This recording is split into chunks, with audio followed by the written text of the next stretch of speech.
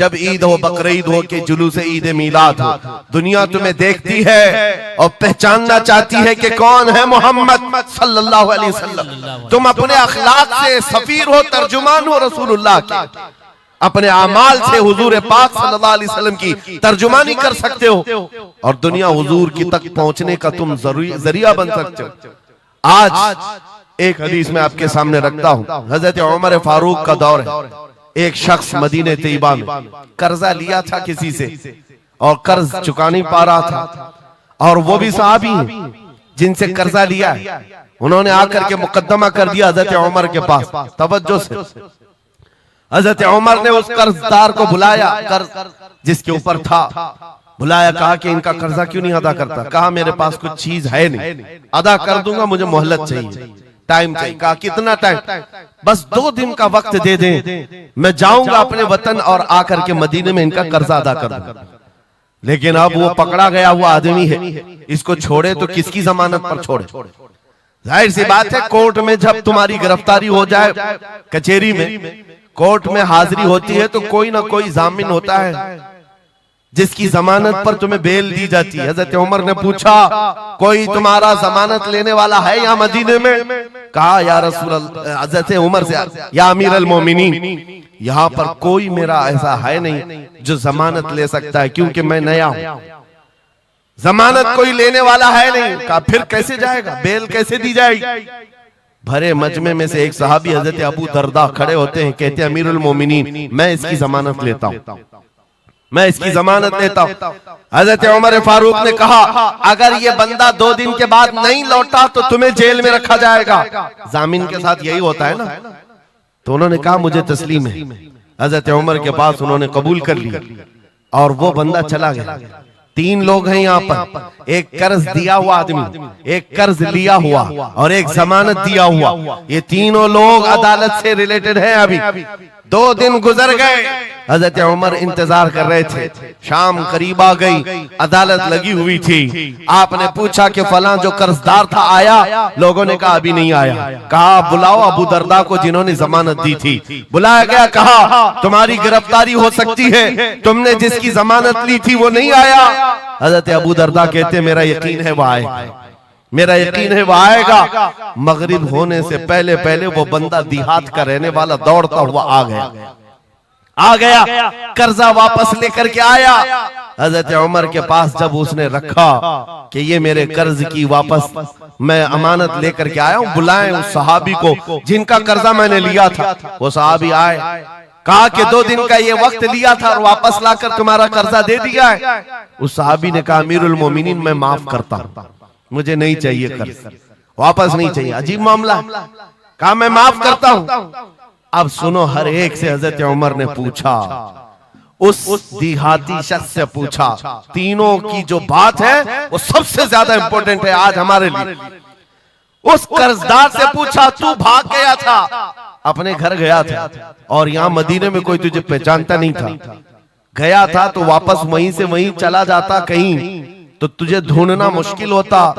क्या बात है कि तू वापस लौट करके आया इस कर्जे को अदा करने के लिए?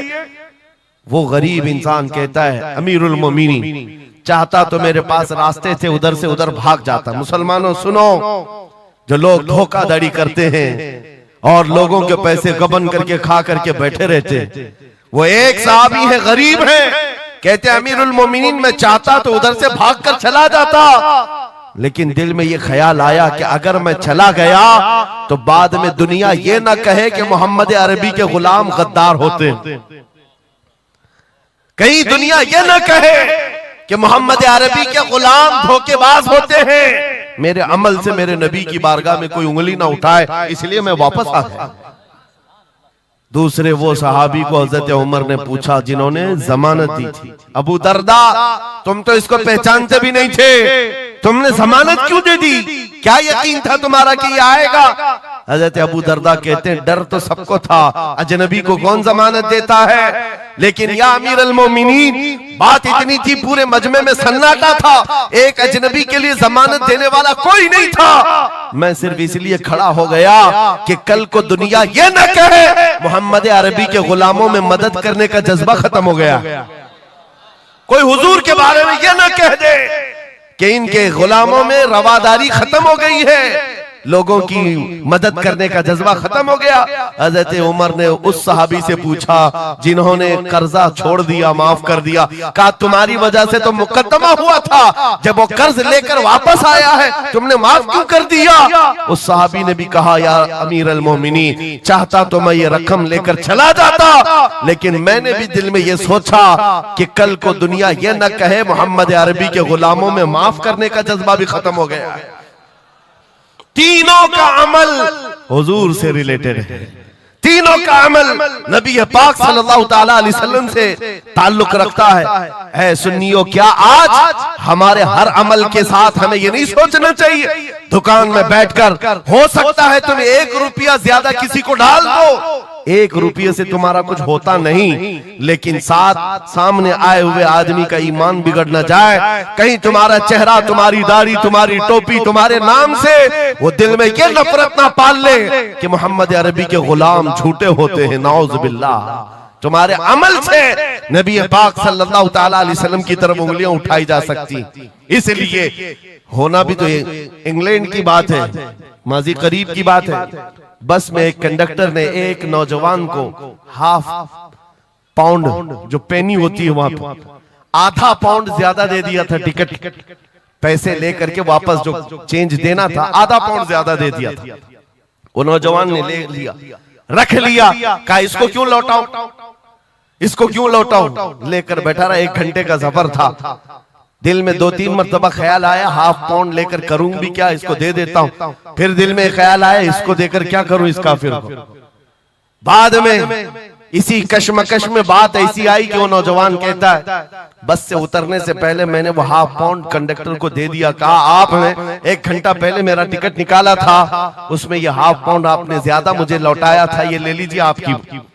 वो कंडक्टर कहता है ये गलती से ½ पाउंड ज्यादा नहीं गए थे, मुसलसल कई सालों से मैं इस्लाम को पढ़ रहा हूं, मोहम्मद अरबी सल्लल्लाहु अलैहि वसल्लम की सीरत पढ़ रहा हूं, नबी पाक सल्लल्लाहु अलैहि वसल्लम की सीरत का सबसे अहम चैप्टर मैंने ये पढ़ा था कि वो सबसे ज्यादा अमानतदार थे। मैंने आज ये तय किया था किसी मुसलमान को मैं देखूं कि वो 1400 साल पहले वाली अमानत अब भी बाकी है या नहीं, तूने ½ पाउंड लौटा करके मेरे ईमान को मजबूत कर दिया, अब मैं इस्लाम में दाखिल होता हूं। सुभान अल्लाह, नारे तकबीर, नारे रिसालत, अज़मते रसूल।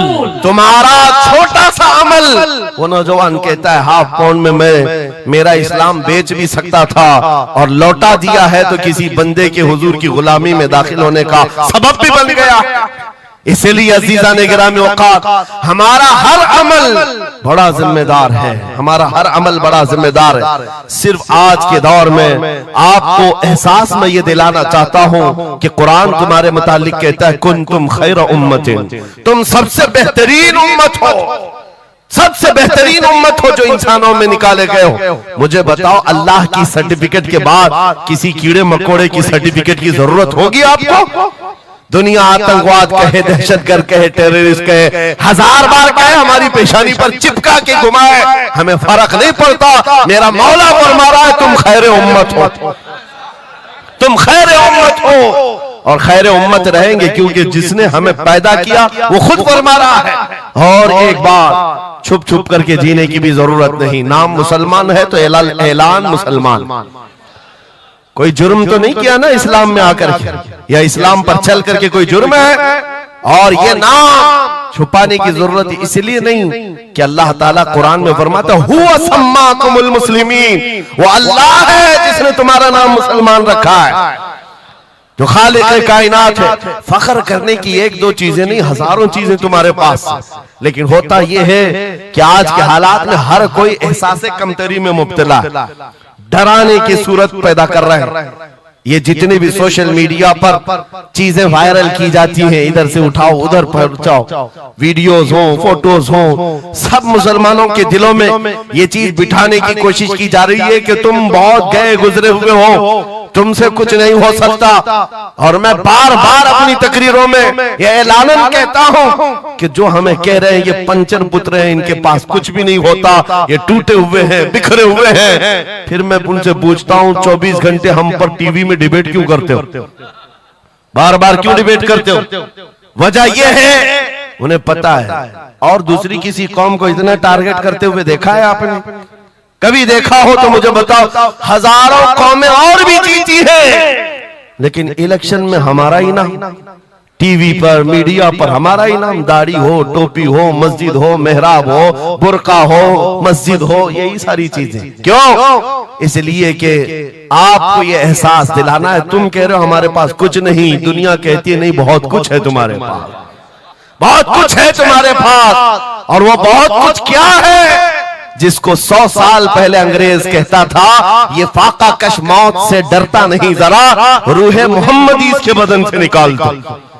हाँ, इकबाल ने कहा था, अंग्रेजों का ये नारा था, रूहे मोहम्मदी इनके पास है। हुजूर से मोहब्बत और उनके साथ वफादारी का जो जज्बा है ये बहुत ही मजबूत है, बहुत मजबूत है। और मैं अपनी तकरीरों में पूरा फोकस इसी बात पर करता हूं कि किसी की शमा अगर मध्यम हो रही हो, लौ कम हो गई हो, हम उसको और भड़का दें, ताकि इश्क रसूल की आग जब जलती है, आला हज़रत फरमाते हैं, ऐ इश्क तेरे सदके जलने से छुटे सस्ते, वो आग लगाई है जो आग बुझा देगी, जो आग बुझा देगी वो आग लगाई है। इसलिए ऐ सुन्नियों, इस दौर में फख्र के साथ ही जीना है। जो चीज तुम्हारे पास है, मैं बार बार एक चीज पूछता हूं, क्या आपको अगर दुनिया हुजूर का गुलाम कहे तो कोई एतराज है? बुरा लगेगा आपको? नहीं, बल्कि हमारी जिंदगी की मेराज है। हुजूर का गुलाम कहकर पुकारे कोई हमको, हमारे लिए मेराज है। जब तुम्हारा यह अकीदा है कि मुझे उनकी गुलामी पर कोई पुकारे, मुझे कोई बुरा नहीं लगता, बल्कि मेरी जिंदगी की ख्वाहिश है, तो ऐ अजीजों खुल कर के गुलामी क्यों नहीं करते? जब हैं उनके गुलाम तो खुलकर गुलामी करो। ये दाढ़ियां छुपा करके, टोपियां छुपा कर और कॉमन बनने के चक्कर में, सेकुलर बनने के चक्कर में मुनाफिकत का दरवाजा क्यों खटखटाते हैं? अगर नबी पाक सल्लल्लाहु अलैहि वसल्लम के तो पूरे वफादार उन्हीं के बनकर रहो। आओ मैं दो चंद मिसालें आपके सामने रखना चाहता हूं। सहाबा इकराम रिज़वानुल्लाह ताला अलैहिम अजमाइन, जो फर्स्ट प्रायोरिटी थी, सबसे पहला दर्जा किस बात के लिए रखते थे, जिसकी वजह से रब तबारक व तआला ने उनको औजे सुरैया पर पहुंचाया है, जिसके लिए शायर कहता है, एक अरब ने आदमी का बोल बाला कर दिया, खाक के जर्रों को हमदोशे सुरैया कर दिया, खुद न थे जो राह पर औरों के हादी बन गए, क्या नजर थी जिसने मुर्दों को मसीहा कर दिया। वो सहाबा की जात आपको बताता हूं। अनस बिन नुज़ैर एक सहाबी, हुजूर उनके घर पर अक्सर जाया करते थे। दोपहर का वक्त था, नबी पाक सल्लल्लाहु अलैहि वसल्लम अनस बिन नुज़ैर के घर पर आए हुए। ये वो सहाबी है, जवान सहाबी, और उनकी बीवी थी। और ये बात भी बड़ी मशहूर है कि वो अपनी बीवी से हद दर्जे मोहब्बत करते थे और इश्क करते थे। जाहिर सी बात है अपनी बीवी से करते थे, बहुत मोहब्बत करते थे। नबी पाक सल्लल्लाहु अलैहि वसल्लम उनके घर तशरीफ ले गए।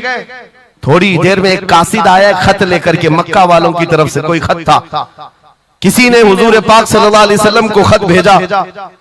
हुजूर ने खत लिया, अनस बिन नुज़ैर से कहा पढ़ो। अनस बिन नुज़ैर ने खत पढ़ करके सुनाया कि मक्का वाले जंगों की तैयारियां कर रहे हैं, फलां जगह से फलां कबीला आ रहा है, ऐसी ऐसी तैयारियां। खत में ये अहम मामलात लिखे गए थे, सीक्रेट थे। हुजूर पाक सल्लल्लाहु अलैहि वसल्लम ने खत को बंद करवाया। अनस बिन नुज़ैर से कहा, तवज्जो, फर्स्ट प्रायोरिटी क्या होती है? अनस बिन नुज़ैर से कहा, ये मेरा राज है जिसकी हिफाजत तुम्हारे लिए जरूरी, तुम्हारे अलावा किसी को ये खत की खबर नहीं होनी चाहिए। बस नबी पाक ने फरमा दिया तो फरमाया। सहाबा का अब अमल क्या है? हुजूर उनके घर से उठ करके बाहर जा रहे, तशरीफ ले गए। थोड़ी देर में बीवी अंदर से आई, महबूबा थी, इश्क करते थे, मोहब्बत करते थे अपनी बीवी से। आई, कहा अनस बिन नुजैर से कहा कि अल्लाह के रसूल आए थे, घर में क्या बातें चल रही थी? अनस बिन नुजैर ने कहा मेरी मोहब्बत अपनी जगह पर, रसूलुल्लाह की इज्जत का मकाम और। इस राज की बात में तुम्हें मैं शरीक नहीं कर सकता, मैं नहीं बता सकता। अदरजे इश्क करते, मोहब्बत करते उस बीवी को कहा कि नहीं, ये बात रसूलुल्लाह की अमानत है। बीवी ने हंसते हुए कहा अनस बिन नुजैर से, कहा अनस क्या छुपाते हो, मैंने सब सुन लिया है। मक्का वाले जंगों की तैयारियां कर रहे, फला कबीला फला जगह, खत मैंने पूरा सुन लिया। इतना कहना था बीवी का, अनस बिन नुजैर खड़े हो गए और सीधे गर्दन पकड़ ली अपनी बीवी की, जिसको मोहब्बत करते, गर्दन पकड़ ली।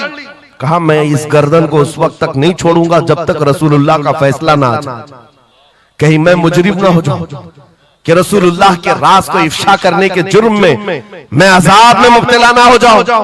गर्दन पकड़ करके ही चले आए, बारगाह मुस्तफा में आए, कहा या रसूल अल्लाह मुझे माफ कर दे, मैंने आपके राज की हिफाजत की, लेकिन मेरी ये औरत घर के अंदर से सुन चुकी थी, मैं गर्दन पकड़ा हूं। आका अगर आप फरमा दें तो मैं खत्म कर दूं इस राज को, यही खत्म कर, जिससे हद दर्जे मोहब्बत करते थे उस बीवी के बारे में।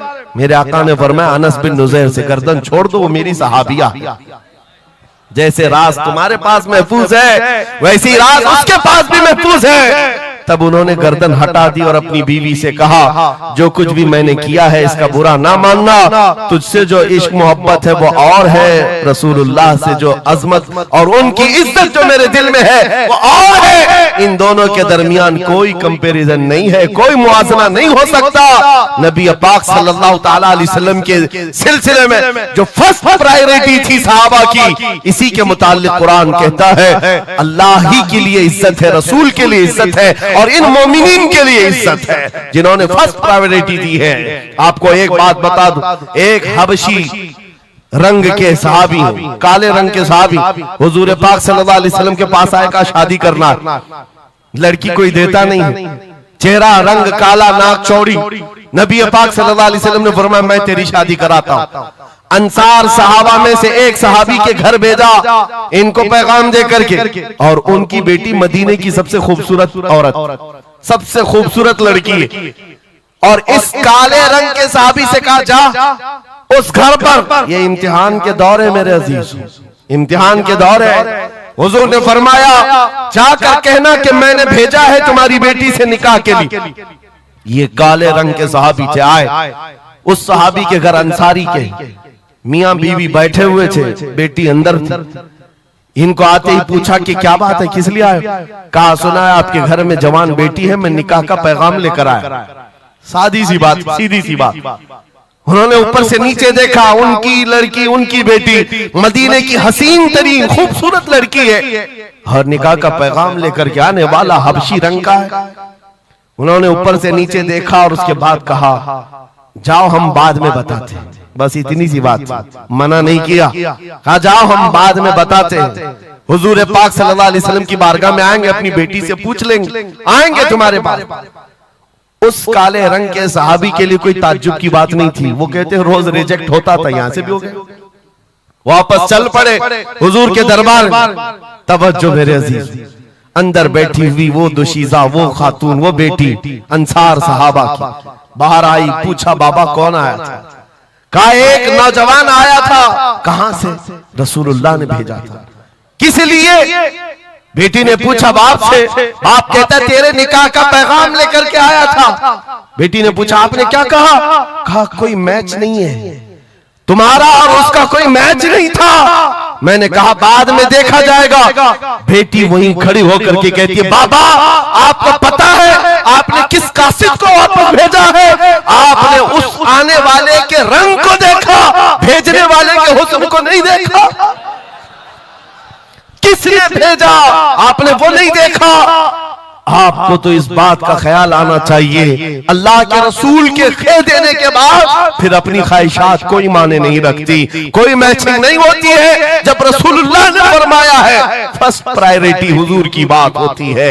ये सहाबी अपनी बेटी की बात सुनकर वापस लौट आए और दौड़ते हुए बारगाह मुस्तफा में आते हैं। मेरे आका के पास वो नौजवान सहाबी जो अपनी रिजेक्ट की खबर सुना ही रहे थे, ये दौड़ते हुए अंसारी सहाबी आए, कहा या रसूल अल्लाह, गलती की माफी, मैंने ताखीर की, इस खता की माफी के लिए आया हूं, मैंने इन्हें मना नहीं किया था, थोड़ी देर का वक्त मांगा था। ऐ अल्लाह के नबी, मैं हाजिर हूं, मेरी बेटी भी दिलो जान से हाजिर है, आपके फरमान पर लब्बैक है या रसूल अल्लाह। हुजूर पाक की बारगाह में जब वो सहाबी ने कहा, मेरे अजीजों, ये सहाबा का वो ईमान था जहां उन्होंने अपनी ख्वाहिशात को खत्म कर दिया था, अपनी ख्वाहिशात को कत्ल कर दिया था। वो ये नहीं देखते थे मेरे मैच क्या है, मेरी ख्वाहिश के मुताबिक क्या चीज है। आज जैसे दीन पर अमल करने के लिए भी नौजवान ये सोचते हैं मेरी मर्जी के मुताबिक हो तो अमल करूंगा। नहीं, हम यहाँ पर जीने के लिए आए हैं, अपनी मर्जी से जीने के लिए नहीं आए, रसूलुल्लाह की मर्जी से जीने के लिए आए हैं। ताजो शरिया ने जिसके मुतालिक कहा था, जिंदगी ये नहीं है किसी की किसी के लिए, जिंदगी है नबी की नबी के लिए। ना समझ मरते हैं जिंदगी के लिए, जीना मरना है सब कुछ नबी के लिए। सुभान अल्लाह, अल्लाह, नारे तकबीर,